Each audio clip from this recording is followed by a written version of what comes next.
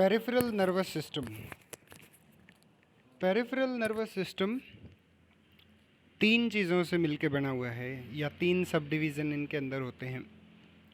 पहला है somatic nervous system, autonomic nervous system और एंटेरिक नर्वस सिस्टम। ये तीन पेरिफेरल नर्वस सिस्टम के पार्ट हैं। पेरिफेरी का अर्थ क्या होता है?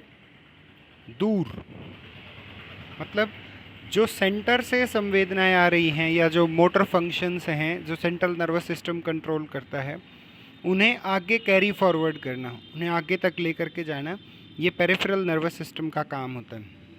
आपने सुना होगा कि हमारे जो है 12 क्रेनियल नर्व होती हैं या 33 पेयर जो है वो स्पाइनल नर्व के होते हैं। तो ये जो नर्व हैं वो पेरिफेरल नर्वस सिस्टम के अंदर काउंट होती हैं। क्रेनियल नर्वस सिस्टम,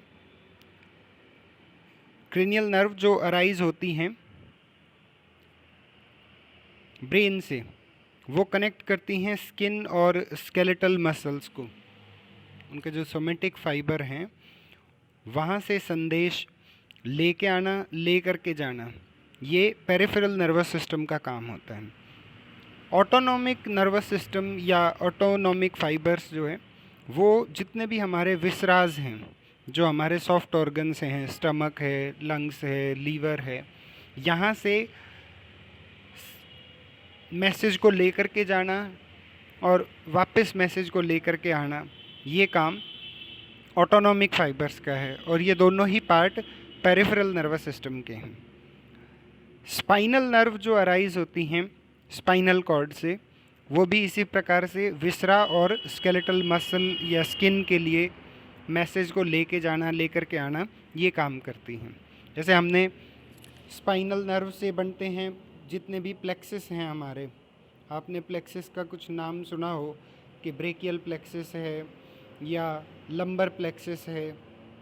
इस प्रकार से जो प्लेक्सिस हैं वो स्पाइनल नर्व के कॉम्बिनेशन से बनते हैं। जैसे आपने सुना हो कि L1, L2, L3, L4, यहाँ से जो नर्व आएंगी वो कलेक्टिवली मिल करके हमारे जो जेनाइटल्स हैं वहाँ की सप्लाई है या फीमोरल नर्व की सप्लाई है, वो सब इनके द्वारा पूरी होती है। ये हमारा पेरिफेरल नर्वस सिस्टम है। हमने यहाँ नर्व फाइबर के 4 क्लासिफिकेशन किए हैं, 4 टाइप से जो है वो हमारी नर्व फाइबर होते हैं। ये nerve fibre general somatic efferent, general somatic efferent nerve fibres. क्या नाम है?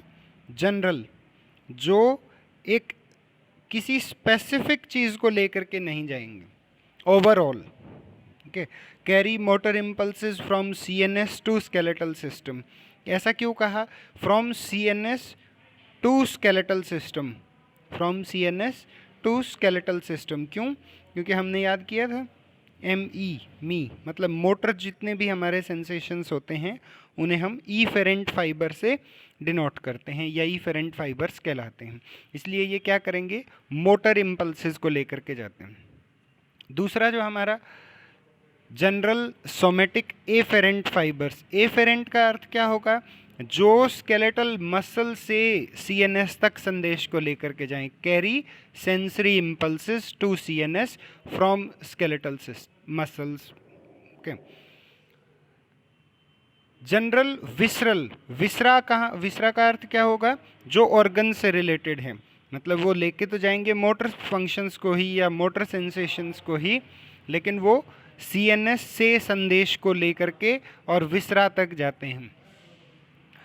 जैसे स्टमक में अगर HCl का सिक्रेशन करवाना है तो वो कौन करेंगे? General visceral efferent fibres. Viscera हो गए ना, ऑर्गन से रिलेटेड हो गए, तो carry motor impulses away from CNS to smooth muscle fibres और ग्लैंड। ऐसे ही general visceral efferent fibres. General visceral efferent में जो किसी ऑर्गन से और ब्रेन तक संदेश को लेकर के जाएं, ऑर्गन से ब्रेन तक, ये किस किस प्रकार की होंगी? General visceral efferent fibres. अब नीचे जो यहाँ नाम दिए हैं वो हैं हमारी cranial nerve. Cranial nerve. Cranial nerve कितनी होती हैं? 12 होती है, और इनका एक सीक्वेंस होता है, उसी सीक्वेंस में हमें याद रखना होता है। जैसे फर्स्ट क्रेनियल नर्व जो है वो है ऑल्फैक्ट्री। ऑल्फैक्ट्री मतलब ऑल्फैक्शन या घ्राण, नासिका से जो संबंधित है, ठीक है। जो ऑल्फैक्शन या स्मेल, अच्छी या बुरी जो स्मेल होती है उनके बारे में बताए तो वो ऑल्फैक्ट्री नर्व है। ये किस प्रकार की नर्व है? ऑल्फैक्ट्री नर्व सेंसरी टाइप की नर्व है।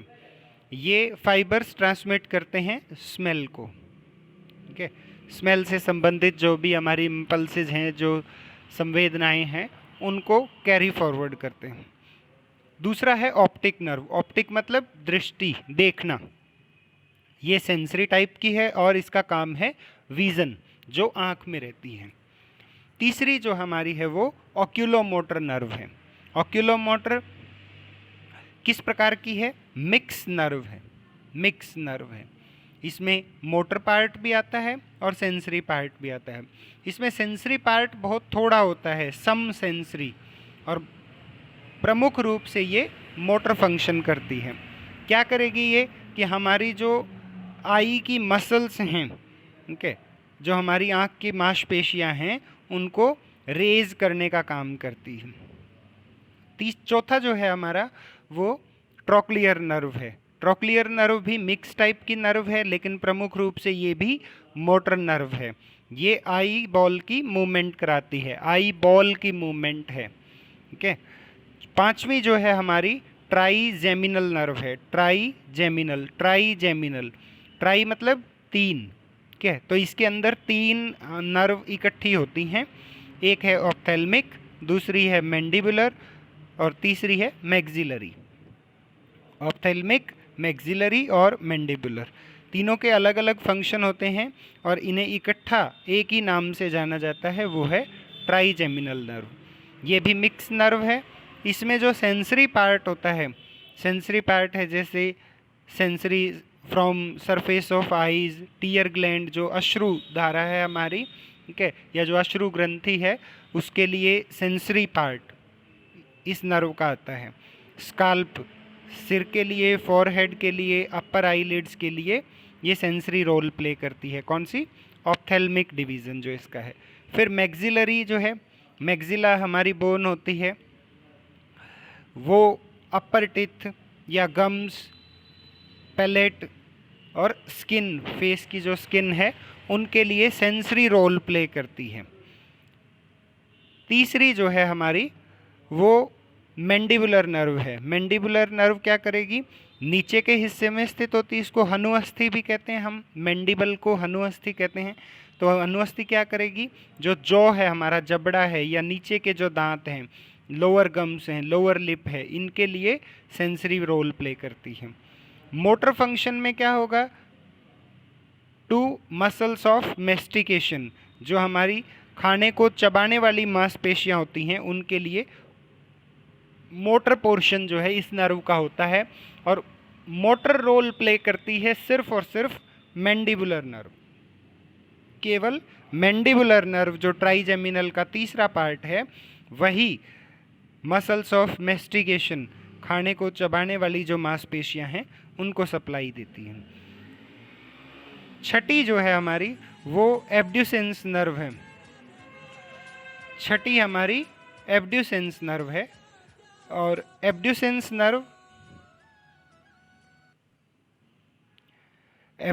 नर्व मिक्स टाइप की नर्व है। प्राइमरीली मोटर, जैसे हमने ऊपर पढ़ते आए हैं अभी तक, प्राइमरीली मोटर, ओक्यूलोमोटर भी थी, ट्रोक्लियर भी थी, और एब्ड्यूसेंस नर्व भी है। ये आई बॉल की मूवमेंट के लिए रिस्पॉन्सिबल होती है, ठीक है। तो आई बॉल के लिए हमारी कौन कौन सी हैं? ट्रोक्लियर नर्व है, ओक्यूलोमोटर नर्व है और एब्ड्यूसेंस नर्व है। ये 3 जो हैं वो आई बॉल के लिए होती हैं। आँख की किसी प्रकार की गतिविधि है, मूवमेंट है, उसके लिए एब्ड्यूसेंस नर्व होती है। 7वीं जो है हमारी वो फेशियल नर्व है। ये भी मिक्स टाइप की नर्व है। इसमें सेंसरी और मोटर दोनों ही पार्ट होते हैं, और ये टेस्ट रिसेप्टर्स ये सेंसरी रोल प्ले करता है। और फेशियल एक्सप्रेशन जो है हमारे, हमें गुस्सा करना है, सैड होना है, हंसना है, इन सब के लिए facial nerve motor function play करती है। आठवीं जो हमारी नर्व है, आठवीं नर्व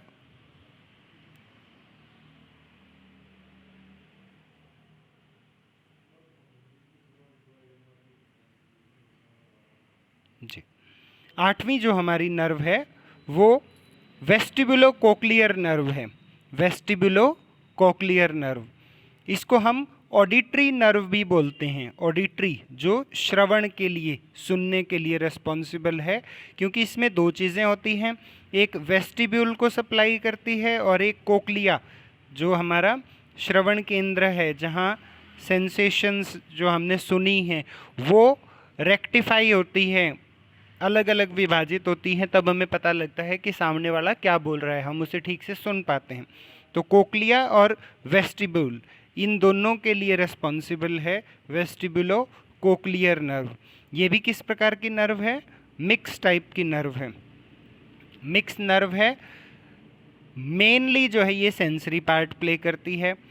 क्या वेस्टिब्यूल का काम क्या होगा? वेस्टिब्यूल जो है वो बैलेंस को बनाने का काम करता है। हम जब ज्ञानेंद्रियां पढ़ेंगे, सेंस ऑर्गन्स पढ़ेंगे, तो वहाँ हम कान को और भी ज़्यादा डिटेल में पढ़ेंगे, तब हमें पता लगेगा कि ईयर जो हमारा ऑर्गन है, कान, वो सुनने के साथ साथ बॉडी के बैलेंस को भी मेंटेन करता है। और वो किस वजह से है? इस वेस्टिब्यूल नर्व की वजह से। तो यहाँ 8वें नंबर की जो नर्व है वो वेस्टिब्यूलो कोक्लियर नर्व है। यहाँ जो सेंसरी रिसेप्टर्स हैं वो हियरिंग, सुनने के लिए भी हैं, और इक्विलिब्रियम, शरीर के बैलेंस के लिए भी हैं। मोटर फंक्शन में on hair cells of spiral organ of Corti एक होता है, एक पार्ट है जो ईयर के थर्ड पार्ट में पाया जाता है। इंटरनल ईयर जिसको हम कहते हैं, इंटरनल ईयर में पाया जाता है, वहाँ के लिए ये मोटर सेंसेशंस का भी काम करती हैं। ये हेयर सेल्स जो हेयर कान पर होते हैं उनके लिए बिल्कुल नहीं है भैया, ठीक है। इंटरनल ईयर के अंदर एक दूसरा ऑर्गन, एक दूसरा पार्ट है जिसे हम कहते हैं स्पाइरल ऑर्गन ऑफ कोर्टाई, वहाँ के लिए ये मोटर सेंसेशन है। दूसरा है 9वीं जो हमारी नर्व है वो ग्लोसोफेरेंजियल। ग्लोसस जो नाम है, ग्लोसस नाम किसका है? टंग का, ठीक है। तो टंग और फेरेंजियल, फेरिंग्स के लिए, तो ये भी मिक्स टाइप की नर्व है, ठीक है। फेरिंग्स के लिए, टॉन्सिल के लिए, टंग्स के लिए, कैरोटिड आर्टरी के लिए सेंसरी रोल प्ले करती है। और मोटर फंक्शन है इसका सलाइवरी ग्लैंड्स, जो हमारी लालास्रावी ग्रंथियां हैं, उनको मोटर फंक्शन, मोटर का मतलब क्या होगा कि यह ब्रेन से संदेश को लेकर के आएगी, तब जा कर के हमारी जो लार है, लाला स्राव होता है बॉडी के अंदर। उसके बाद है vagus nerve. Vagus nerve mix type की नर्व है। ये सबसे बड़ी nerve, longest nerve of the body होती है, ठीक है। ये डायरेक्टली जो है ब्रेन से शुरू होकर के और स्मॉल इंटेस्टाइन तक इसका फैलाव है। लंग्स को भी, हार्ट को भी, स्टमक को, लीवर को, सबको इसकी सप्लाई कुछ न कुछ रहती है, इसके पार्ट्स रहते हैं। तो वेगस नर्व बहुत इम्पॉर्टेंट रहती है। और 2 नंबर में डायरेक्टली पूछ भी लेते हैं कि वेगस नर्व कौन से नंबर की नर्व है, किस टाइप की है, तो आप लिख सकते हैं कि मिक्स नर्व है, और 10वें नंबर की ये नर्व होती है। जो 11वीं है असेसरी नर्व, ये भी मिक्स नर्व है, क्या प्राइमरीली मोटर, क्या प्रमुख रूप से मोटर होती है। और इसका जो मोटर रूट है वो spinal root, motor muscles of neck and back, के आपने बैक में जब आप रचना शरीर पढ़ रहे होंगे तो आपने एक मसल का नाम सुना होगा, ट्रेपीजियस। तो ट्रेपीजियस हमारी बैक की इम्पॉर्टेंट मसल है, हैवी मसल है बैक में, उसको जो सप्लाई जाती है वो असेसरी का पार्ट है। इसके अलावा ये सॉफ्ट पैलेट को भी, फेरिंग्स को, लैरिंग्स को ये भी पार्ट सप्लाई करती है, क्योंकि इसके 2 रूट बन जाते हैं, 2 अलग अलग पार्ट में ये विभाजित हो जाती है। एक जो आगे की तरफ जाएगा वो तो क्रेनियल रूट कहलाएगा, और एक जो स्पाइनल कॉर्ड के साथ साथ चलेगा वो स्पाइनल रूट कहलाएगा। 12वीं जो है वो हमारी हाइपोग्लोसल नर्व है, हाइपोग्लोसल नर्व। ये भी मिक्स टाइप की नर्व है। मोटर किसको, हाइपोग्लोसल, ग्लोसल वर्ड हमने पहले भी कहा, ग्लोसस नाम किसका है, टंग का। तो ये टंग की मसल्स को सप्लाई करती है, ठीक है। और कुछ प्रोप्रियोसेप्शंस भी तो इसमें होते हैं। Hypoglossal nerve. तो इस प्रकार से हमें 12 की 12 क्रेनियल नर्व याद रखनी है। इम्पॉर्टेंट टॉपिक रहता है 5 नंबर में आने के लिए। अगला जो हमारा सिस्टम है वो है autonomic nervous system. Autonomic nervous system क्या है, जैसा नाम ही इसको बता रहा है कि ये स्वचलित है, अपने आप चलने वाला है, इसमें आप कुछ नहीं कर सकते। मतलब ये अनैच्छिक क्रियाओं को पूरा करता है। इनवॉलेंट्री फंक्शंस जो हैं वो इसके द्वारा होते हैं। जैसे अब भूख लगी है तो भूख कब लगेगी, जब एसिड सिक्रीट होगा, एंजाइम सिक्रीट होंगे स्टमक के अंदर, तो हमें हंगर कॉन्ट्रैक्शंस होते हैं, भूख का पता लगता है। वो ऑटोनॉमिक नर्वस सिस्टम उसको कंट्रोल करता है। कंट्रोल विसरल एक्टिविटीज़, जितने भी ऑर्गन्स की एक्टिविटी हैं, लीवर है, किडनी है, स्प्लीन है, इन सब के लिए ऑटोनॉमिक नर्वस सिस्टम है, ठीक है। हार्ट की मसल्स हैं, ग्लैंड्स हैं, स्मूथ मसल हैं, स्वेट ग्लैंड हैं, इन सब को रेगुलेट करने का काम करता है। इसके 2 डिवीज़न होते हैं, एक होता है सिंपैथेटिक और एक होता है पैरासिम्पैथेटिक। सिंपैथेटिक और पैरासिम्पैथेटिक दोनों एक दूसरे के ऑपोजिट काम करते हैं, इसलिए सिंपैथेटिक डिवीज़न को थोरैको-लंबर डिवीज़न भी कहा जाता है।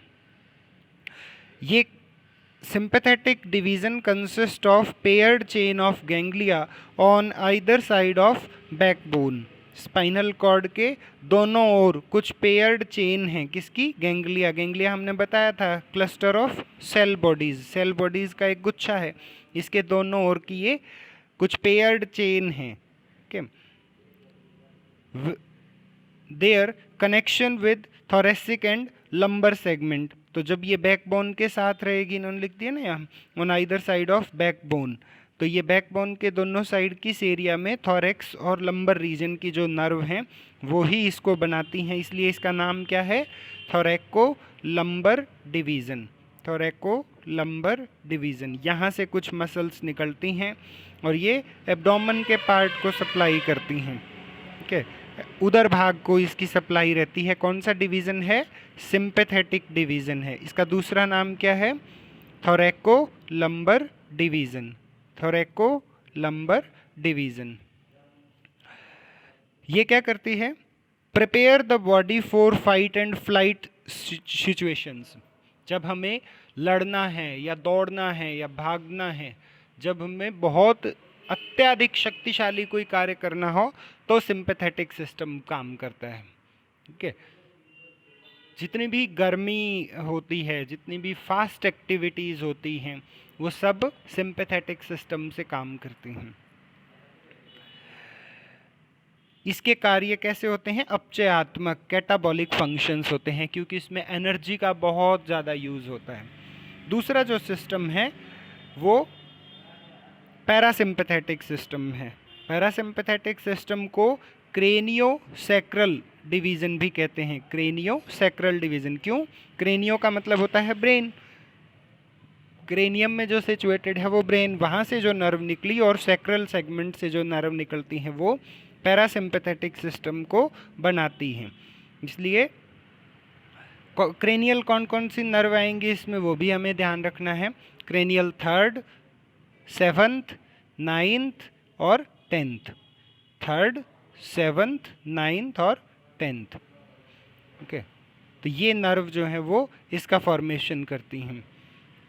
ये कैसी क्रियाएं करेंगे, रेस्टिंग एंड डाइजेस्टिव एक्टिविटीज़। शरीर को शांत रखना है, अगर शरीर शांति की अवस्था में है तब इसका नाम, तब कौन सा सिस्टम काम करेगा, पैरासिम्पैथेटिक सिस्टम काम करेगा। अगर हमें कोई उग्रता भरा कार्य करना है, लड़ना है, झगड़ना है, ठीक है, तो वो सिंपैथेटिक सिस्टम काम करेगा। सिंपैथेटिक सिस्टम अपचयात्मक है, तो इसके ऑपोजिट में, इसके विपरीत में पैरासिम्पैथेटिक सिस्टम उपचयात्मक कार्य करता है, ठीक है। तो ये हमने सिंपैथेटिक और पैरासिम्पैथेटिक के कुछ काम लिखे हैं, जैसे आई बॉल के बारे में, अगर आंखों को रिलैक्स करना है तो सिंपैथेटिक स्टिमुलेशन, कॉन्ट्रैक्ट करना है तो पैरासिम्पैथेटिक। ठीक है। फिर सलाइवरी ग्लैंड्स का सिक्रीशन कम कौन करता है? Decreases secretion. कौन कम करेगा? Sympathetic system. बढ़ाता कौन है? Parasympathetic system. कार्डियक आउटपुट को बढ़ाने का काम है तो कौन बढ़ाएगा? Sympathetic system. कम करना है तो पैरासिम्पैथेटिक। शांति का जो काम है ना, कार्डियक आउटपुट को कम ही रखे, नॉर्मल ही रखे। कार्डियक आउटपुट बहुत ज़्यादा बढ़ जाएगा तो बीपी रेज कर सकता है, टैकीकार्डिया हो सकता है, तो वो काम कौन करेगा? Sympathetic system. कार्डियक मसल्स को कॉन्ट्रैक्ट करना है, कॉन्ट्रैक्टिलिटी बढ़ानी है, तो वो सिंपैथेटिक सिस्टम काम करेगा और ये कम करता है, पैरासिम्पैथेटिक। लैक्राइमल ग्लैंड्स के सिक्रीशन में थोड़ी बहुत बढ़ोतरी करनी है तो सिंपैथेटिक, और बहुत ज़्यादा सिक्रीशन होते हैं तो पैरासिम्पैथेटिक।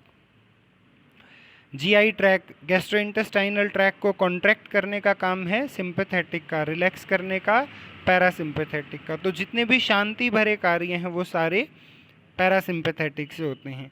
इस प्रकार से हम इन्हें पढ़ सकते हैं। तो ये हमने आज पैरासिम्पैथेटिक और सिंपैथेटिक सिस्टम के बारे में समझा और पेरिफेरल नर्वस सिस्टम को हमने पढ़ा। इससे रिलेटेड आपको कोई भी डाउट है तो आप पूछ सकते हैं। Thank you.